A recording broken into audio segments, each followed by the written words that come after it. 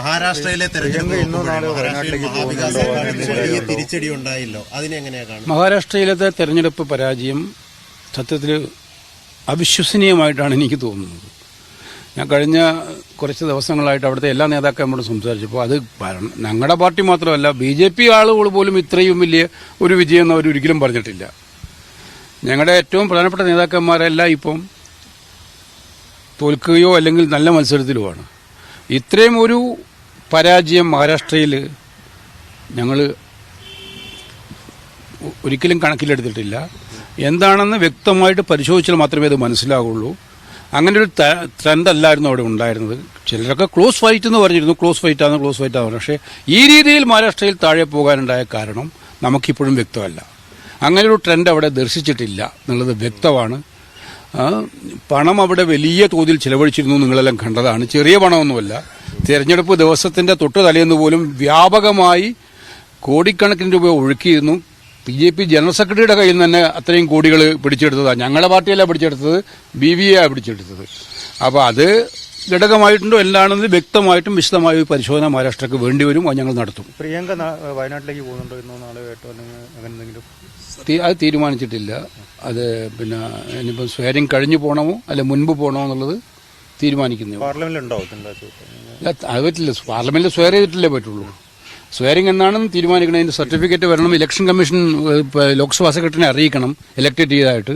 അങ്ങനെ ഫോർമാലിറ്റീസ് ഒക്കെ ഉണ്ട്. കേരളത്തിൽ പാലക്കാട് പ്രത്യേകിച്ചും കേരളത്തിൽ പട്ടി വിവാദം, അതേപോലെ തന്നെ റെയ്ഡ്, അതേപോലെ പുതിയ കൂറുമാറ്റം, ഇതിനൊക്കെ കേരളം കൊടുത്തൊരു മറുപടി എന്ന് കരുതാൻ പറ്റും. പിന്നെ തീർച്ചയായിട്ടും വിവാദങ്ങളിലല്ല ജനങ്ങൾക്ക് താല്പര്യമെന്ന് തെളിയിക്കുന്നതാണ് പാലക്കാട്ടെ റിസൾട്ട്.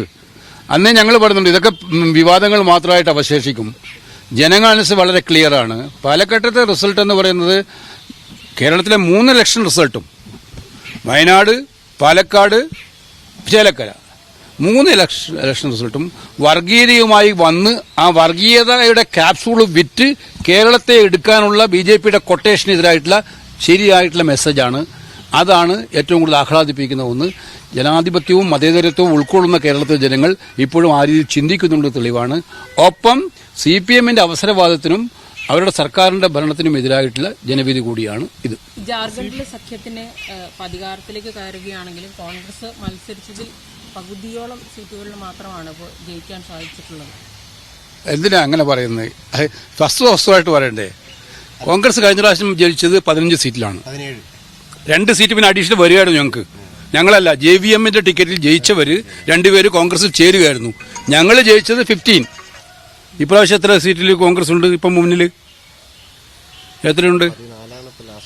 14 മനസ്സിലാക്കേണ്ടത് നിങ്ങൾ. ഞാൻ മഹാരാഷ്ട്രക്കാരെ ഞാൻ അക്സെപ്റ്റ് ചെയ്തല്ലോ. അപ്പൊ ജാർഖണ്ഡ് നിങ്ങളും കൂടെ അങ്ങ് സമ്മതിക്കണം. എവിടെയെങ്കിലും കോൺഗ്രസിനെ അല്ല, കോൺഗ്രസ് ഏറ്റവും നല്ല വിജയമാണ് ജാർഖണ്ഡിൽ നടത്തിയിരിക്കുന്നത്. കോൺഗ്രസ് എല്ലാവരും പറഞ്ഞു കോൺഗ്രസിൽ ക്യാമ്പയിനേ ഇല്ല. ഞങ്ങൾ ഏറ്റവും ശ്രദ്ധിച്ച സ്റ്റേറ്റ് ആയിരുന്നു ജാർഖണ്ഡ്.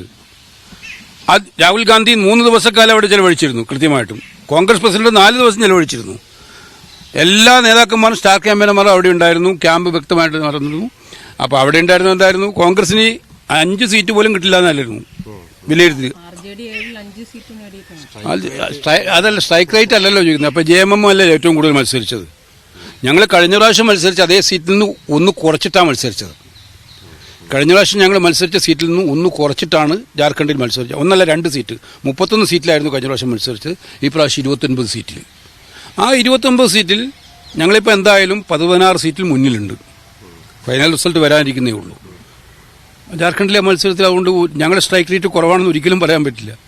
കഴിഞ്ഞ സ്ട്രൈക്ക് റേറ്റ് അപ്പോൾ JMMന്റെ അതുപോലെ തന്നെ അവർ 44 സീറ്റ് മത്സരിച്ച് 30 സീറ്റിൽ അവർ ജയിക്കും.